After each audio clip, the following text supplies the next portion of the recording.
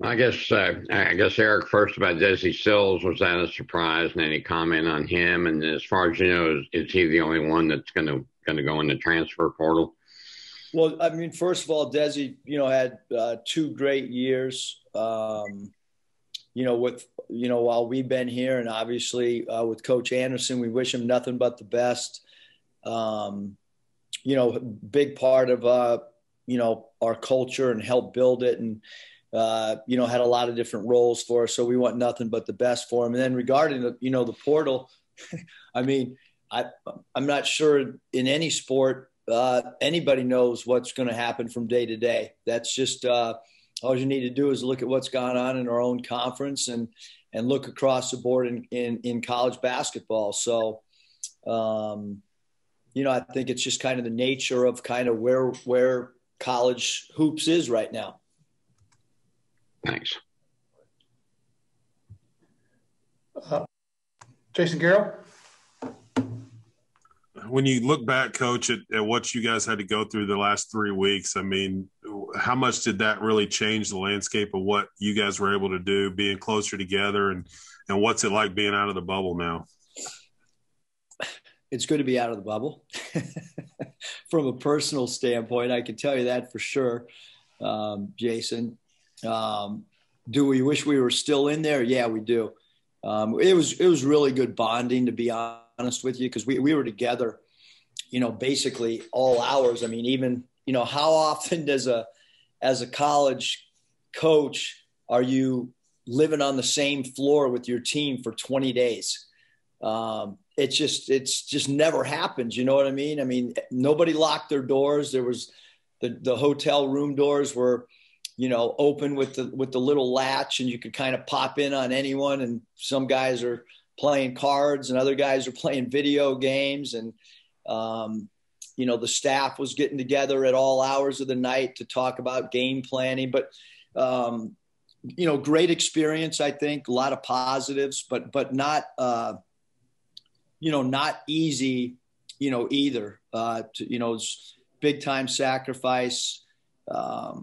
But this incredible experience to be able to pull off the tournament, in the middle of a pandemic, and a lot of unknowns going in. And I thought everybody, players, administrators, everybody did a great job, while in the bubble there. And to think that just one team was affected, to some degree, that's amazing too. When you think about, 60 plus teams in college, college student athletes, at their age, and only one team was affected. It's really unbelievable. Bob Holt. Hey, Eric, how you doing? I'm good, Bob. Moses, he's been projected as an NBA, like every website that does NBA draft projects him as a first rounder, maybe a lottery pick. What are you anticipating from Moses? Have you guys had discussions about that, and you just assume he's going to enter the draft and go, or what's your thoughts on that? Yeah, Bob, I have not talked with Moses, or his father. I mean, it's, you got to think, like, we just got back, the other day, and Moses and KK were just in the training room, both of them getting rehab, and both of them were in great spirits. KK finally got his boot off, where he can walk around for parts of the day without his boot on. And Moses was just doing some rehab as well, getting his body right. So I have not talked to Moses yet. I know that I'm sure we'll sit down at the right time. Whatever Moses and his family feel is in their best interest, I'm 1,000% support. Our whole coaching staff is. He had an incredible year, awesome young man to coach. And, so again, I'm assuming that, there'll be, at the right time, those conversations will take place, Bob. How many NBA teams, and you obviously have a lot of friends in pro ball, how many NBA teams reached out to you about Moses, just asking what you thought about him and things of that nature? Yeah, I mean, I don't think much of that goes on during the year. I really don't, Bob. I mean, I think that a lot of that stuff starts over the next couple of weeks. Certainly in the past, that's been the case. I'd have to gather up all the assistant coaches right now and get each of them to, find out. But I mean, we've been so focused on our own year that it wouldn't, do any good to say who has, who hasn't, how many. I know that Hayes usually keeps a running document of that stuff, especially as it gets closer to draft time. And I know during the year you indicated the seniors probably were all going to be ready to move on after this year, but technically, they do have an extra year of eligibility. Has anything changed in that regard, or you assume all the seniors are ready to move on?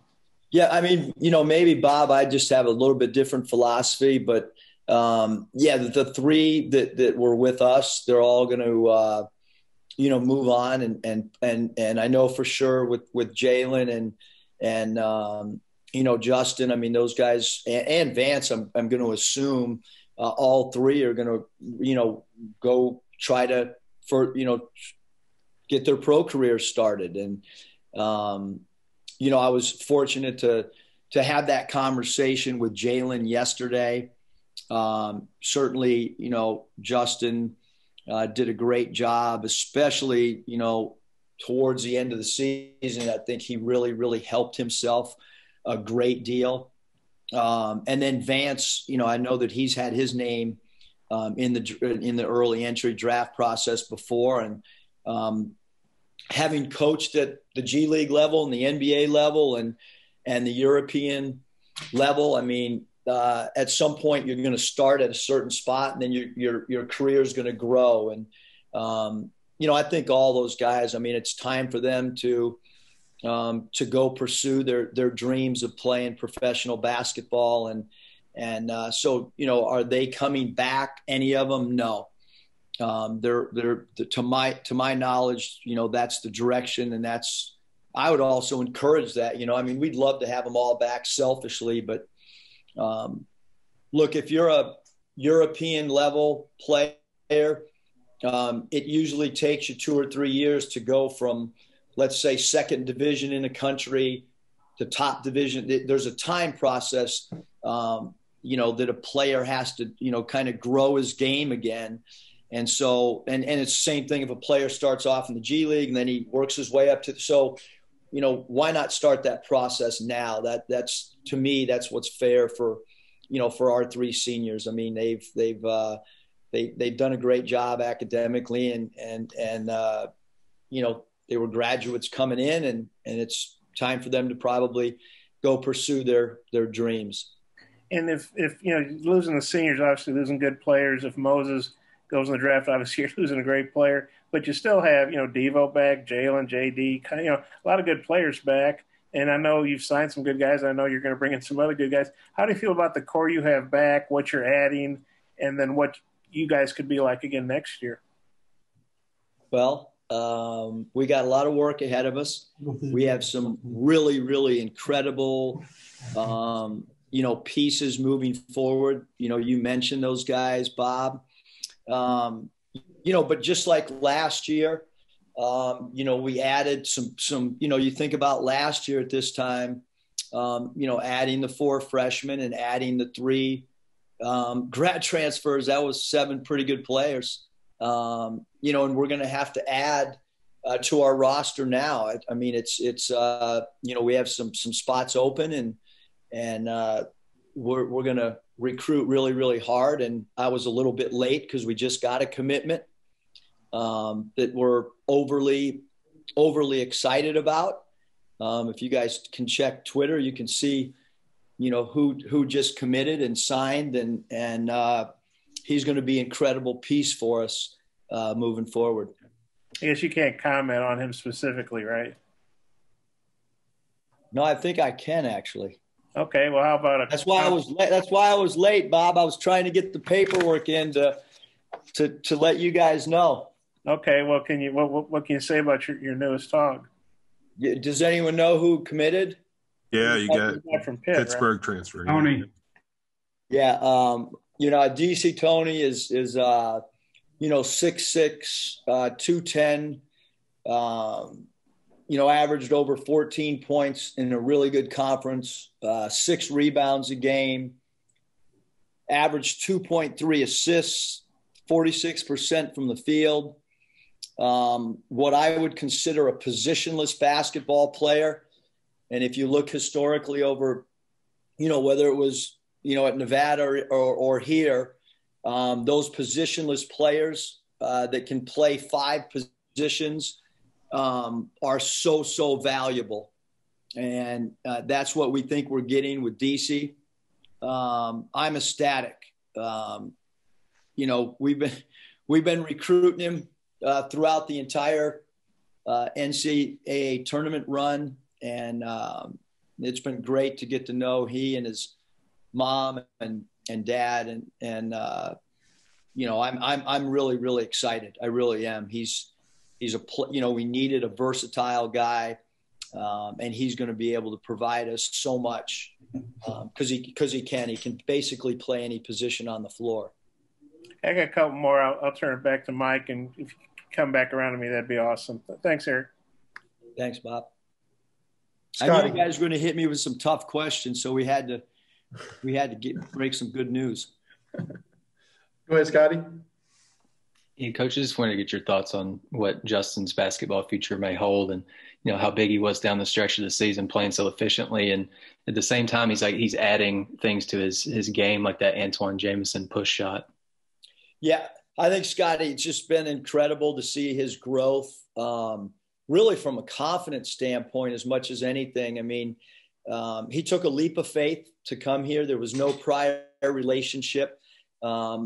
Nobody in his inner circle had I ever met before, whether it was his mom, his father, his trainer. I didn't know anybody really. And we were able to recruit him and get him here. And I don't think when he went in the portal that he was thinking of playing at Arkansas or playing in this conference. And when a player takes a big time leap of faith and there's no real connection anywhere, and then you see it, work out like it did. And it's kind of the same thing with Jalen Tate.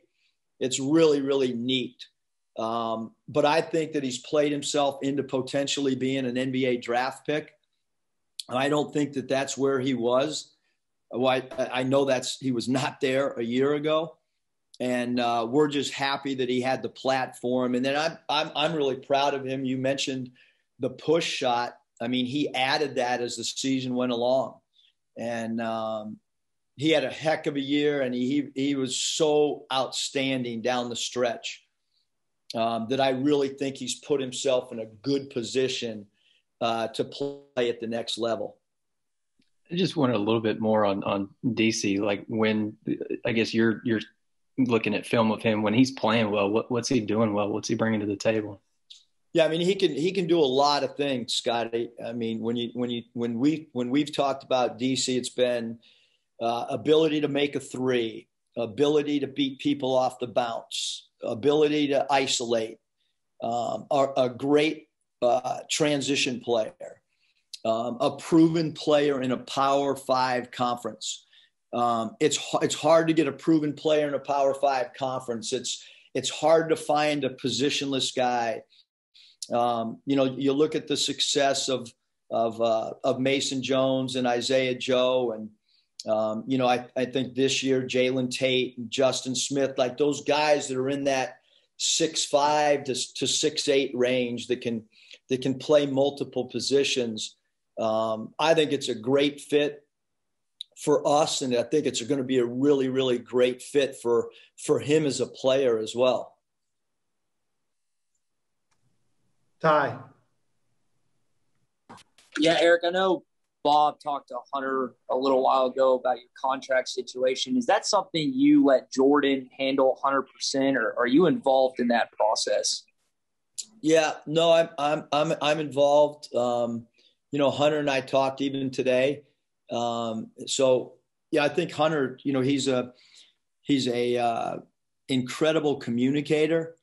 And, so I think, like a lot of that stuff, Hunter and I will talk about, cause it's, in college, I think you can talk to, your athletic director about stuff like that. Might be a little bit different at the NBA level and with the NBA ownership or NBA GM, but Hunter and I, we talk all the time. We talked again this morning, and I think he believes in the direction that we're going, and we certainly believe in his leadership, and he gave me an opportunity to coach here, and so I think everything is good right now, and I think it's going to continue to be good. I know he called you right after the Sweet 16 win over Texas Tech, and I don't know if you saw the video of him celebrating while he's on the phone with you. What's it like to have an athletic director that doesn't just care about the financials, but has a highly competitive side to him, especially with his basketball background? No, it's awesome. I mean, because when Hunter and I, we can talk hoops, and he understands the game inside and out. I mean, he can come to practice and read what's going on. I'll kind of walk over even in the middle of practice, and we'll talk about things. I think he's got a great grasp for, rotations. And so when we talk, it's not just kind of peripheral stuff. I mean, we can get into, the meats and potatoes, we can really dive into basketball talk. And that makes the relationship a little bit unique for sure. Hayden.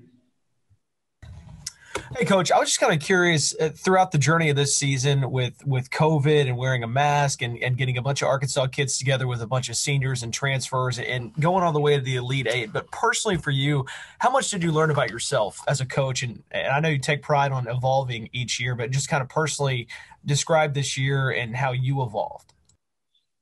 Yeah, I mean, I think we evolved just kind of understanding that, you couldn't let outside things really factor, we had to just kind of have tunnel vision for practices and tunnel vision the way that we traveled, to road games. And I think I learned to become a little bit more patient. I mean, really the only time all year that I thought the challenges of COVID in the season, I didn't really think it affected, many of us all season long until maybe we got to the bubble. I even felt like at the SEC tournament, from a mental standpoint and a preparation standpoint, I felt like, it was pretty normal, but the last 20 days was definitely a challenge for all of us, whether it was practice time or, I mentioned it before, just getting up at 10:30 at night and doing a COVID test at 10:30 p.m. the night before a game is, something that none of us could ever envision. So just a lot of challenges, Hayden, but really proud of how all of us, the entire coaching staff, the training staff, the players, how everybody handled it. Thank you, sir. Nate. Just how important is this offseason for Connor as far as, I know he got sick last year, and as far as kind of getting to play as much as he did early in the year, as far as, getting his strength and everything up? Yeah, Nate, I think that the off season is really important to all the guys. Certainly with Connor, the weight and the strength, becomes something. And then with all of our guys, like lateral quickness, power, putting on the right weight, all those things are important across the board, for all of our guys. I mean, I could go, player by player, and say, hey, this player needs to work on this particular aspect. Even like Jalen Williams, like he was so good for us, but he's got to continue to get his wind and conditioning even better because he plays so hard. There was times where he got a little bit winded. And a lot of that was because he, was out for a little bit of time, like before the NCAA tournament. So a lot of things that all of us can get better at. Coaching staff's got a lot of areas we want to continue to improve on, as well as each and every player on our roster as well, Nate. Thank you. Jason Carroll. So you got Tony, what else are you looking for in the portal? What do you guys need to, after you've gone through this season, know what you have coming back? What do you need to add to this roster, do you think? Yeah, Jason, I mean, I think that's a great question. I mean, what we're going to look at is, as soon as I get off of this, because literally, the DC Tony commitment making it final, literally happened while we were, I was jumping on this with the paperwork and everything. And so I'll go look at our depth chart as a staff, and we've had some Zooms, and we'll continue to have Zooms, and we just want the right fit. And when you talk to players, you can kind of get a feel if it's a good fit off the floor and on the floor. And, again, I think that, the player that's kind of plays that positionless basketball at times, seems to be a great fit for us. So we're just going to try to really, Jason, look for the guys that want to be here, and also the guys that, we feel fit both on the floor and off the floor. And do you think you need to add some more outside shooting? Is that something that, as you look at it, is the 3-point shot somewhere that you're looking at adding? Yeah, I mean, I think that like all of us, and you go talk to an NBA team, they want 3-point shooting. You could talk to a high school coach or a college. I think that we would like that. But having said that, like what style and what identity are we going to be next year? I really don't know. Obviously, we're losing, shooting, as every team does every off season. We're losing, the versatility of Tate and Smith. Those guys guarded the best players every single night. And then obviously Devo evolved to that, which is incredible to have a defensive stopper that is coming back. But for the bulk of the season, games 1 to the very end, Smith and Tate were our versatile defenders. So I think it's, I think maybe on the outside you can look and say, hey, add shooting, but in reality, we won a lot of games based on 2 guys being great defenders for us. And so I don't want to lose that either, Jason. And I think we added one of those today, which is why this commitment was so important. Kyle. Kind of piggybacking on this conversation about what the roster looks like moving forward, we talked about sort of blending these talented in-state freshmen with transfers. Can you see that formula being replicated for years to come when you look at all the in-state talent coming your way out of this state? Like, is that kind of the formula, I guess, for success at Arkansas for years to come, you think? Well, I think, Kyle, it's, it really depends on the year. Obviously as of, today, as far as, freshmen, Chance is headed this way, and that'll probably be the only incoming, freshman. Now, certainly, future years look like, maybe like this year's team, where we could potentially have multiple, in state. So I think it just depends on the talent level, and then, which players, want to be a Razorback as well. So I think if you ask any college coach today what the formula is, it's literally changing minute by minute. Because when these numbers come in on the portal, it's going to be unprecedented. It's never happened before. The numbers. I mean, we're already at 1,000. So I mean, it's just different. There's, it used to be, maybe a 4th man or a 5th man on a team, or a 6th or 7th or 8th or 10th, 11th, 12th. I mean, now stars are putting their name in there. And so it's just completely different landscape. Bob Holt. Eric, Kamani Johnson, how did he do when he joined the team in practice, and what are you anticipating from him? And then hopefully, when do you think KK will be 100% where he can go full go and off season, and what are you anticipating from him? Yeah, Bob, as far as KK, I don't really know, because like I said, the boot just came off, and then he's going to wear it half a day and half a day without it. So I think to speculate on that, it's probably going to be a couple more, doctor's appointments. And then, I mean, we're not going to rush him back. We want slow, methodical rehab to get him back, 100%. There's no rush right now at this, time in the calendar to do anything but have patience. And then Kamani's a high volume free throw attempt player. He, at times this year, I was like, yo, back off, because because he's physical, and I didn't want anybody to get hurt because, like, when he goes to the rim, I mean, he's a physical dude who seeks contact. He's got a similar body frame as Justin, but he's got great strength, and obviously he's, you're going to be able to put him in situations where he can try to get your team in the early bonus quickly. We want to continue to work on his perimeter shooting, but he's going to be a tenacious rebounder and a guy that really, really puts a ton of pressure on the rim. Well, with KK, whenever he does get healthy, I mean, presumably by the fall at least, what do you anticipate he can bring? I mean, you got to see him play a little bit this year before he got hurt, but what do you think he can bring to the table next year? Yeah, I mean, he's confident. He's got great speed. He's a really good shooter. And, it's interesting when we went and back and watched our Earl Roberts prep, he had a big time block on Max Asmus. It was a big time block. If anyone digs back and looks at that, and it was an on the ball, guarding the guy, goes up for a shot and blocks it, which, at KK size, you're not anticipating that happening. But I think the big thing, let's just get him healthy. He's got great leadership. He's got a great voice. He now understands our verbiage and all that stuff as well.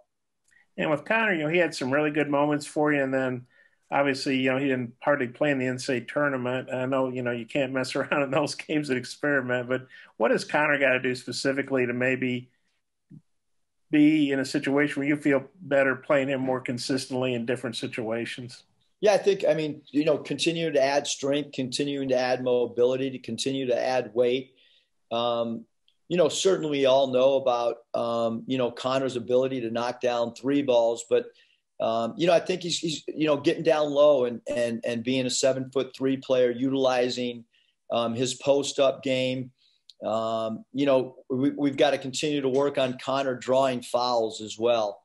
The free throws attempted per minute's got to improve. But just with his size and his touch, scoring around the rim is going to, it's important for his development personally, and then also for the team as well.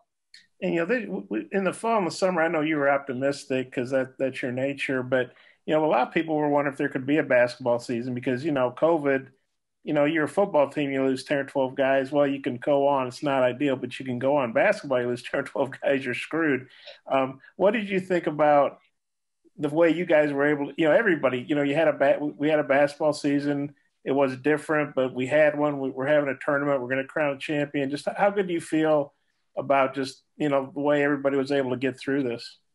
I think our whole athletic department, it's been incredible from a positive standpoint. For the most part, we've just been playing, and we haven't had any real hiccups as an athletic department, not just men's basketball, but I know for us, we only lost one game all year, and it was not due to the Razorbacks not being able to play. And you look at all the other sports on campus, I don't know if there's been a game missed on campus that was due to, the Razorback side of things. And I think that just gets back to our leadership as well.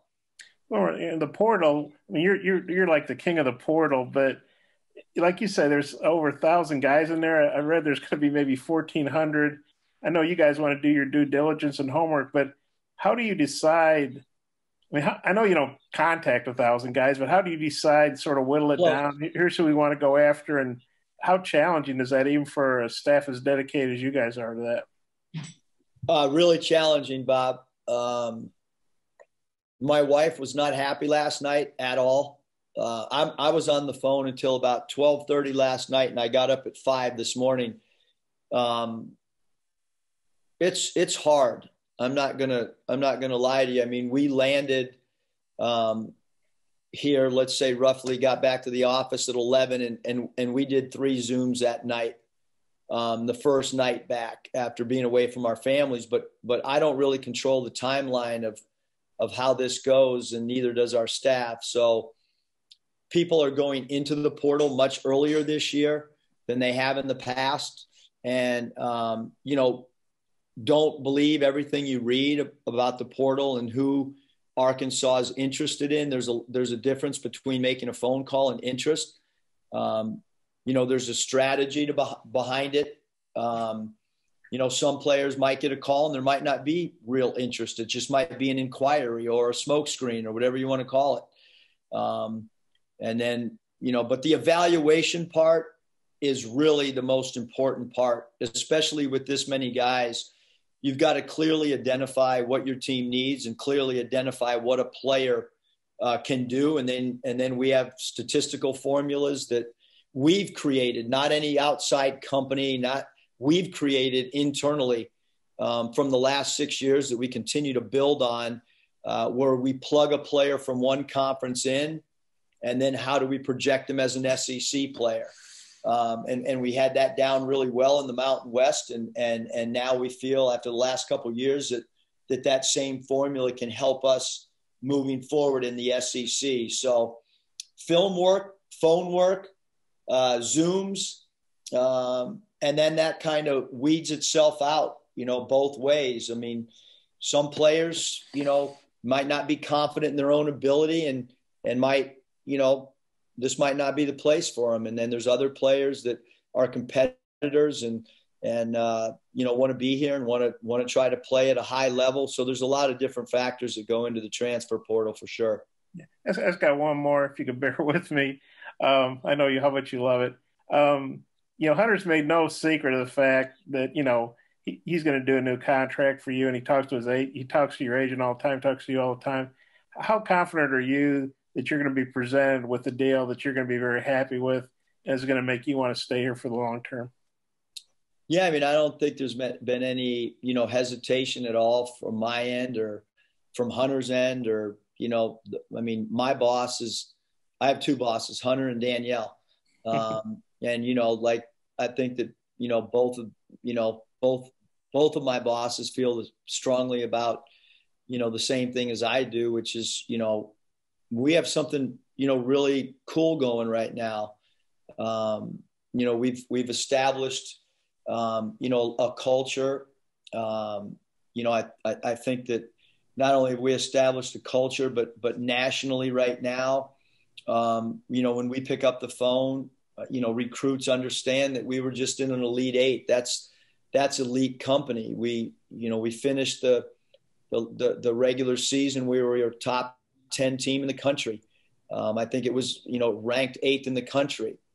And so there's a lot of really good momentum. And so we want to just continue to build on what has been created, thus far over the last 24 months. Okay, thanks. So I'm confident. Do what? I said I'm confident something will be good. Okay, good deal. I'm too old to keep doing coaching searches, man. Jason Carroll, final question, please. Hey, Coach, I wonder what the ride was like for you guys with the fans, 4 to 5 times Arkansas fans over your opponents while you were in Indianapolis, and seeing the state come together. And I know you knew what the fans were like because of the games at Bud Walton Arena, even if it was limited crowds. What was that like to see the fan base, be a part of the fan base, celebrate with them during that run, and then know everybody back here was on your bus kind of going along with you guys? No, Jason, it was incredible. Everybody, our players felt it. It's weird because it really wasn't a true experience, because those hotels are usually popping with fans and the band and cheer and we were missing all that. But then it was really weird. Like when we, got our police escort to practice or the games, you would see Razorback fans walking around, certainly by our buses, a lot of enthusiasm, I guess maybe sometimes too much of enthusiasm for the higher ups, worried about if we were getting too close to our fans but great passion in Indianapolis. I saw more Razorback passion, to be honest with you, than anybody else, anybody else's crowd or fans. And I would anticipate that next year in Bud Walton, we are going to have an incredible environment on the very first night. Not not waiting for conference games. I think the non-conference first game, our building will be rocking. And I think that's what happens, in these type of situations. When you make a good run, sometimes you really, really start to see the momentum, that next year. And that's what I truly believe in my heart will happen is we'll have an incredible atmosphere from the very first game next year.